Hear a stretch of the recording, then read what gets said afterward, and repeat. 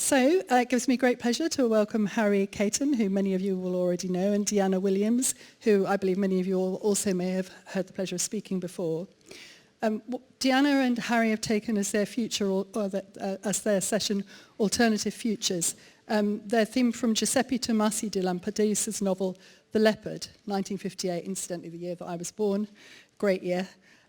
If we want things to stay as they are, things will have to change. Now, Harry and Deanna are going to have a dialogue with one another, first of all, setting out opposing views on those two issues. And we're going to broaden out the discussion to include all of us. We should just say, shouldn't we, that the views we are going to express are not necessarily our own. That's right. We had to pull straws for these. All right. So my perspective, my position today, Harry, is that everything will need to change. And that's because everything around us is changing.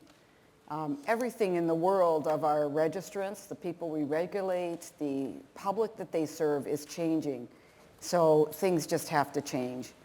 I think the first thing that is changed so much is the public and societal expectations, social behaviors, and tolerance. And these are things that are blowing as winds of change. And as examples, I think that as regulators, we're now trying to keep a public safe that seems intent on seeking healthcare services and devices over the internet, which we don't regulate. And we have perfect examples in that. We see it with dental prosthesis. We see people getting eyeglasses over the internet. And certainly in my world, we see people procuring drugs. And then when something goes wrong, coming to us as regulators and saying, what can you do about it? And this is a big change from what things used to be. The other is we have a more informed public, and a public that more importantly wants more information than ever before. And if we don't give it to them, and this is sort of this sense that regulators don't give out enough information, that we hide behind things, then they seek it from sources that may or may not be reliable. So I think there's a need to be more transparent than we've ever been before. And I think the Me Too movement, when you look at society and the public, their tolerance level, expectations, what we used to do and how we've always done it, doesn't necessarily cut it anymore. And I think that certainly in the world of sexual abuse and the way that we deal with that, the scrutiny is on, and we've seen in Canada two pretty significant pieces of legislation about taking care of patients and survivors. Everything will need to change, I think, because of increased skepticism that's out there. Around the world, there's an increased sense of the public confidence and trust in us as regulators. What we do, how we do it is waning. There's skepticism about whether we as regulators can be trusted to put public interest above all else. I think the economists question what we do as regulators and are saying, where's the value proposition for it? It's too expensive. Why does every profession need to be regulated? And why does every profession need its own regulator? And these are questions that we're certainly grappling with in Canada, but that tide is changing, and it's changing the way we're looking at things, certainly there and in other places. I think the other real prompter of change is regulatory failure. And in every jurisdiction and across different professions, we've seen examples of regulatory failure. We've seen, a supervisor put into the College of Dentists in British Columbia. We've seen, creation of the PSA, for example, in direct relation to the Bristol Heart scandal. We've seen removals of regulatory boards. The Alberta Energy Regulator is a more recent one. We've seen some imposition and some of changes and significant regulatory governance changes in British Columbia. Now that was pursuant to a report, the Cayton report. I don't know if you know that, Harry. It's a very important driver for change in our country. And I guess the final point is the transformational impact that I see technology having, not only on the people we regulate, but also on the public that they serve. I think technology is racing ahead of us as regulators, and we've seen some examples of that. Talked a little bit yesterday about AI, And even though it might be just on the very tip of the bubble, I think we can't even start to anticipate what effect that dealing with the artificial judgment and intelligence over the human judgment, which is the area that we've been so commonly comfortable in regulating. So I think that that's another area. And I think that if we don't change and try and stay on top of the curve, that we'll all end up, we do knee-jerk reactions that cause sort of misplaced regulations to be put in place that sometimes aren't the right regulations, but they're a reaction to something that we see. So I would say that our current regulatory world is changing. Harry, I think that our warm and comfortable kind of regulatory platform that we've been so lucky, I guess, to sort of exist on for so long, I think it's starting to burn. And I think that we're heading into gale force winds, and that if we don't change course, then we're going to hit an iceberg like the Titanic did. Well, it seems to me, Deanna, that you're arguing that things ought to change, but not necessarily that things will change. And let me give you a thought from your own talk there. So, Me Too, you're quite right that there have been some legislative changes to increase the responsibility of regulators towards sexual abuse.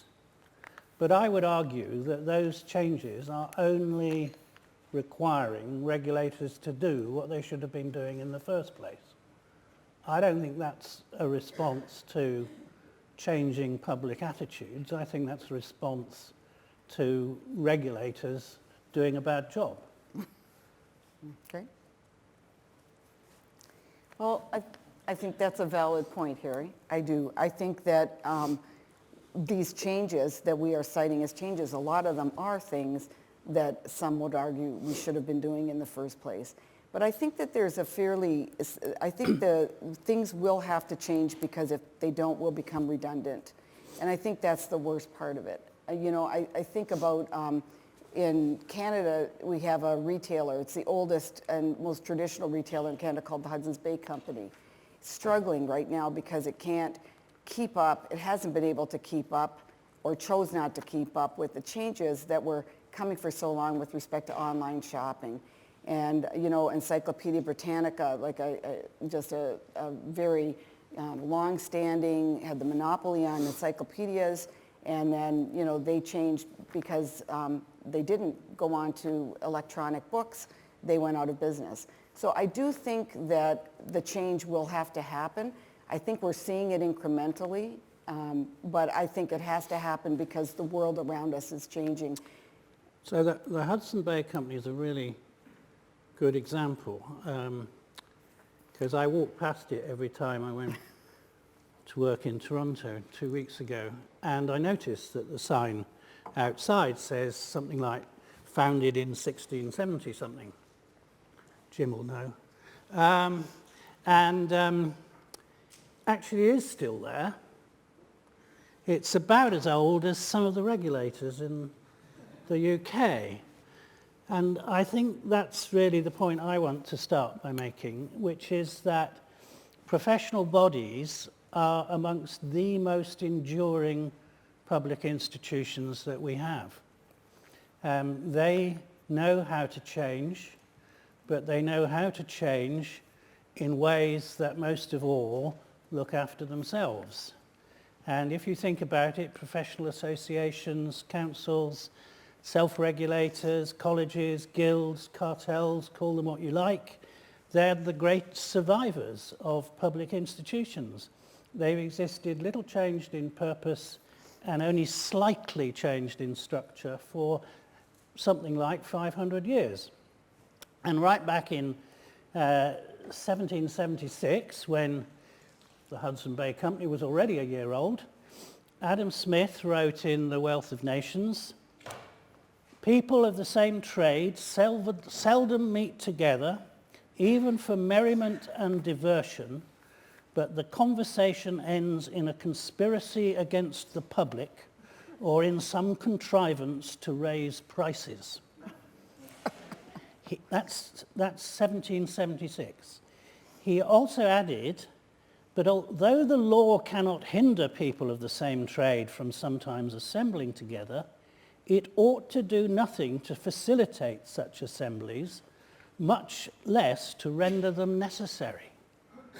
Well, we have created public monopolies of many professions, giving regulatory bodies control of entry into occupations, sometimes power to fix prices, certainly limiting supply. We continue to facilitate such assemblies. New occupations campaign to be regulated. We heard that yesterday in one of the introductory talks. And governments give in to these campaigns for regulation because they're constantly seduced by the sirens of safety. Over 1/3 of the members of Parliament in the UK come from a single profession, lawyers. Over 50 doctors stood for election to Parliament in the last election. 9 of them were elected. They add another 10 to the 9 already in Parliament. There are architects, engineers, dentists, surgeons, veterinary surgeons as well. So Deanna's set out a lot of compelling arguments as to why things must change. She says breakdown of public trust, incompetence and misconduct of some boards, failure to keep people safe, impact of new technologies. Hope I've summed that up reasonably. So she says that regulators do want to change. And I agree, but only on their own terms. The regulators are exemplars of St. Augustine's famous prayer, "O Lord, make me pure, but not yet." So let us see if those change agents, which Deanna's so well described, actually make a difference. So public trust and confidence. Well, it only matters if governments care. And they don't really care, is my observation, at least not for long. In the session yesterday on trust, it was actually pointed out that trust in professions is actually rather high. And although trust dips after a highly publicised error or scandal, it fairly quickly rises again.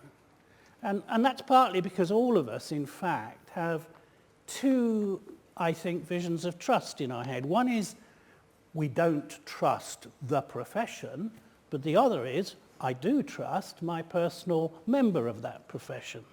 So people are going backwards and forwards all the time. Remember years ago when people were attacking the poor, what they thought was the poor quality of education in the UK.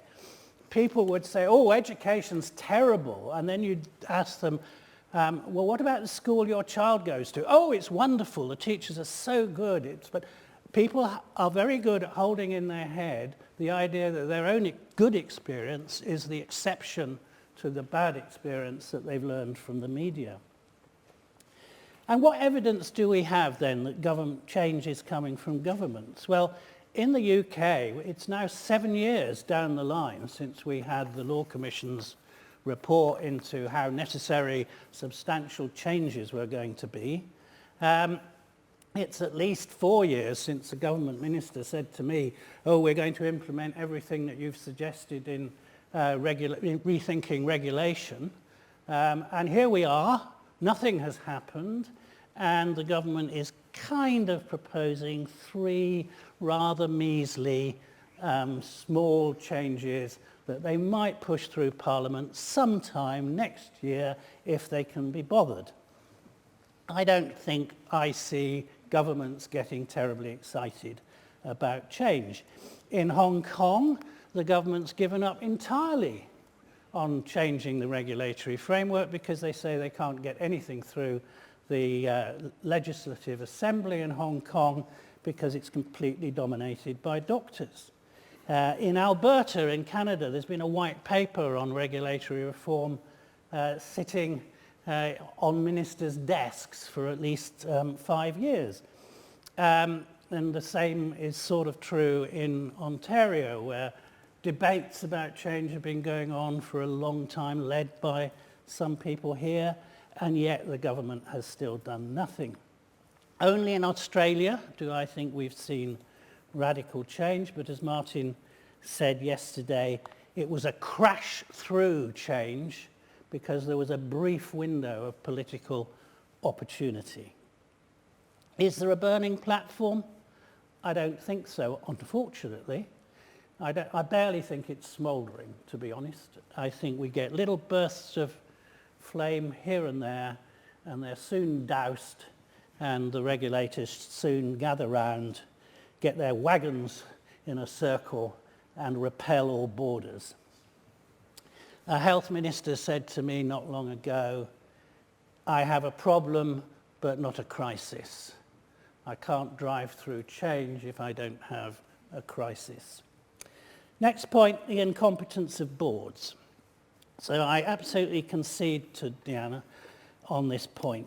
Incompetent boards have been removed, have been replaced, and regulators have even been abolished, but only one at a time. It hasn't actually resulted in the structural changes that I think we would both like to see. And it's all about professions not giving up control because they know that they are special. Politicians won't challenge them because in the past they gave them permission to be special.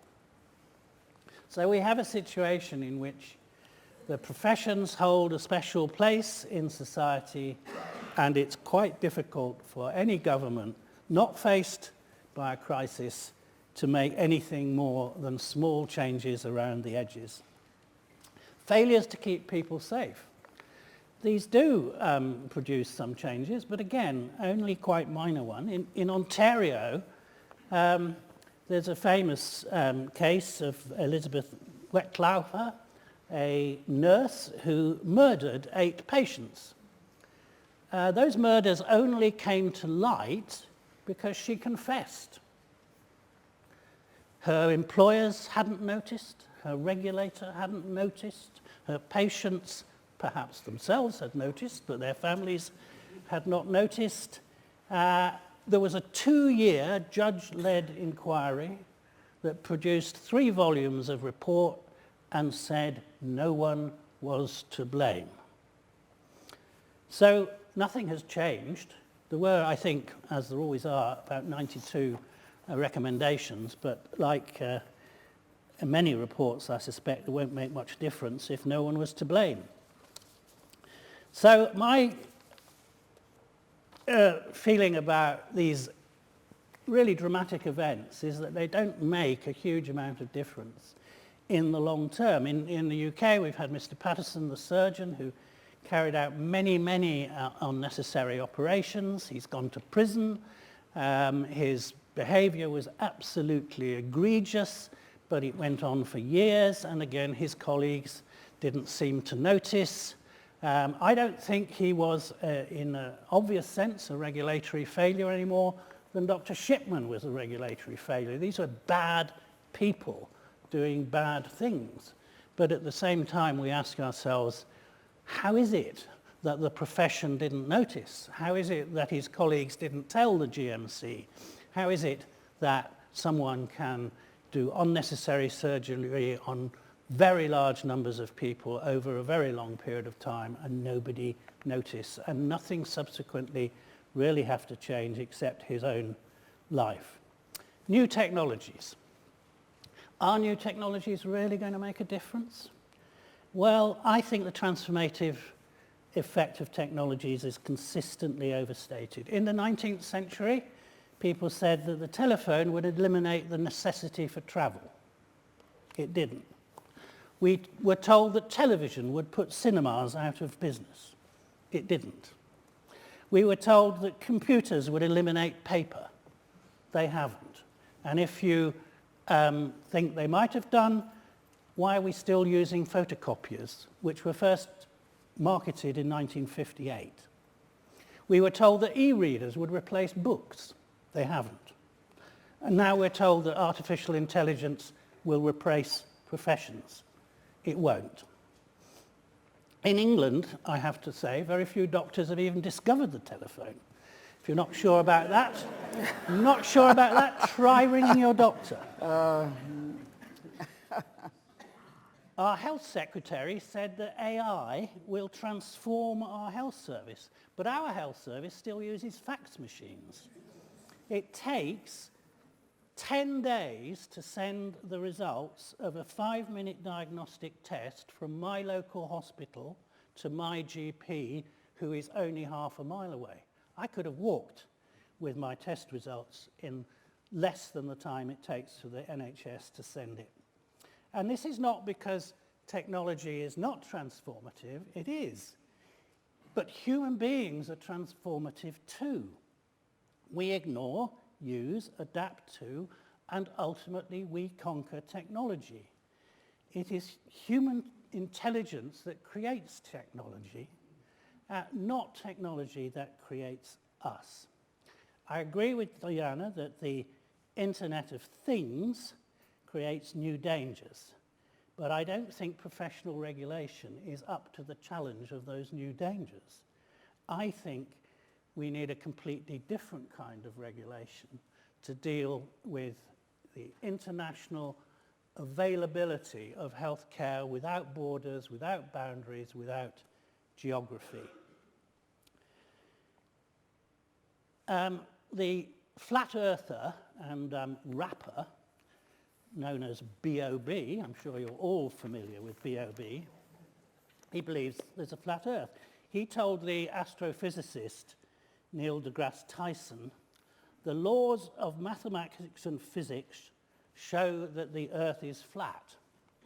And he added rather wonderfully, it continues to be true that there are flat earthers found all around the globe. So I have to say, our flat regulators, although none of them, of course, are here. Thank you.